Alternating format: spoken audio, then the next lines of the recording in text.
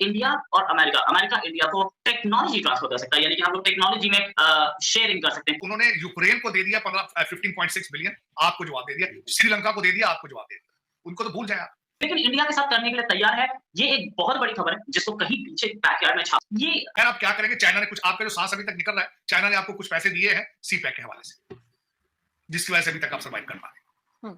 लेकिन जून के अंदर $8 बिलियन की किस्तें आ रही हैं, उनका आप क्या करेंगे? अमेरिका सडनली अपनी उस पॉलिसी से, ये 70 साल पुरानी पॉलिसी है कि हम किसी से टेक्नोलॉजी शेयर करते नहीं, किसी को टेक्नोलॉजी देते नहीं। कौम को बेवकूफ बना रखा है। वो अपने बच्चे लंदन में बैठे हैं, वो एंजॉय कर रहे हैं। ये पाकिस्तानी बच्चों को ये कहते हैं जेलों में जाओ, मेरे लिए डेड बॉडियां कुर्बानियां दो। वीन अवे द यूएस, यानी यूएस इंडिया को सोवियत यूनियन रशिया की जो टेक्नोलॉजी पे जो डिपेंडेंस है उसे कैसे हटाया जाए और कितना उसका कॉस्ट होगा उसका। तो नमस्कार दोस्तों, जय हिंद। स्वागत है आपका पाकिस्तानी मीडिया से जुड़ी एक और फ्रेश और मजेदार वीडियो में। तो दोस्तों, ब्रिटेन में भारतीय उच्चायोग के बाहर खालिस्तानी समर्थकों के हंगामे को लेकर विदेश मंत्री एस जयशंकर ने टिप्पणी की है। उन्होंने कहा है कि राजनयिकों की सुरक्षा देशों का कर्तव्य होता है, जिसे ब्रिटेन ने नहीं निभाया। उन्होंने कहा कि कुछ देश अपनी सुरक्षा और दूसरों की सुरक्षा में अंतर करते हैं, यह स्वीकार्य नहीं है। दूसरी तरफ खबर निकलकर आ रही है कि भारत और अमेरिका के बीच टेक्नोलॉजी शेयरिंग की जाएगी। जैसा कि आप जानते हो कि भारत ज़्यादातर अपने हथियार रूस से इंपोर्ट कराता है, लेकिन अब अमेरिका भारत को आधुनिक हथियार बनाने की तकनीक देने जा रहा है।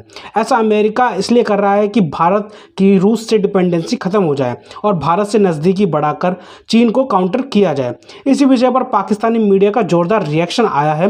पाकिस्तानी मीडिया अपने डिबेट शोज में चर्चा कर रहे हैं कि भारत अब और भी ज़्यादा पावरफुल बन रहा है। अमेरिका भी भारत के साथ अपनी टेक्नोलॉजी बांटने जा रहा है। तो दोस्तों, देखते हैं पाकिस्तानी मीडिया और क्या बोल रही है इस विषय पर। तो दोस्तों, ज़्यादा समय बर्बाद ना करते हुए हम शुरू करते हैं इस वेरी इंटरेस्टिंग और मज़ेदार वीडियो को। अब जल्दी से इस चैनल को सब्सक्राइब कर दीजिएगा। मीटिंग हुई US secretary of air force Frank Kendall और इंडिया के फॉरेन अफेयर्स सेक्रेटरी या फॉरेन अफेयर्स मिनिस्टर या एक्सटर्नल अफेयर्स मिनिस्टर जयशंकर साहब के बीच में, और डिसीजन क्या हुआ, दोनों ने बोला गया ये कि पेंटागन ऑफिशियल है, इन्होंने ये बोला कि इंडिया और अमेरिका इंडिया को टेक्नोलॉजी ट्रांसफर कर सकता है, यानी कि हम लोग टेक्नोलॉजी में शेयरिंग कर सकते हैं। अब तक ये बात अमेरिका ने किसी और कंट्री के लिए नहीं बोली। टेक्नोलॉजी शेयरिंग तो बिल्कुल नहीं करता अमेरिका। हम लोगों ने प्रेडेटर ड्रोन खरीदा, बड़ा महंगा ड्रोन था, इसलिए में हम कई कंट्री से कई ड्रोन खरीद सकते थे, फिर भी हमने खरीदा, शेयरिंग नहीं हुई। मिसाइल्स की टेक्नोलॉजी शेयरिंग नहीं हुई, आज तक हमारे साथ ही नहीं, इजराइल के साथ भी नहीं हुई और ताइवान के साथ भी नहीं हुई। लेकिन इंडिया के साथ करने के लिए तैयार है। ये एक बहुत बड़ी खबर है जिसको कहीं पीछे बैकयार्ड में छाप ये अमेरिका सडनली अपनी उस पॉलिसी से, ये 70 साल पुरानी पॉलिसी है कि हम किसी से टेक्नोलॉजी शेयर करते नहीं, किसी को टेक्नोलॉजी देते नहीं, इससे यू टर्न कैसे मार गया? क्या कोई चेंज है पॉलिसी में? देखिए, जो पॉलिसी है, इट्स लाइक सेइंग कि अगर मैं आपको फिशिंग सिखा दिया तो फिर मैं आपको मछली तो बेच नहीं सकता ना, then you will fish for yourself. So it is the same principle. अगर अमेरिका आपको टेक्नोलॉजी ट्रांसफर कर दी तो फिर आप उनसे खरीदेंगे क्यों? You will manufacture it yourself. Not only that, India में शायद वो सस्ते में बन जाए and then you might even compete with them and export the same thing. So but India has to be very careful because India के पास 3 options है। मतलब right now India is very embedded into the Russian defense system, उनकी technology, air force की jet engine वहां से आते हैं। So the US का आपने देखा था कि डिफेंस प्लान में बाकायदा there is money allocated to do research on how to wean away the US, यानी यूएस इंडिया को सोवियत यूनियन रशिया की जो टेक्नोलॉजी पे जो डिपेंडेंस है उसे कैसे हटाया जाए और कितना उसका कॉस्ट होगा, उसके रिसर्च के लिए पैसे है इस साल यूएस डिफेंस बजट में। सो इंडिया जो डिपेंडेंसी है रशिया पर, उससे निकलकर यूएस पे डिपेंडेंसी ना हो जाए for technology. The third alternative is the आत्मनिर्भर one, where India would want rapid transfer of technology so it can become independent. So the question is, India will have state-of-the-art technology on its own. Is that what it is going to inspire? Yeah, it's going to buy state-of-the-art equipment from America instead of Russia. So ये strategic सवालात है, ये I guess this will be decided by the Indian cabinet, defense minister. और if you notice ये report में कोई discussion नहीं था कि he met the defense minister, he met the external affairs minister, which is also a little different. So I think this decision will be made by the prime minister whether to दुकान बदले या नई factory बनाए, ये सवाल है।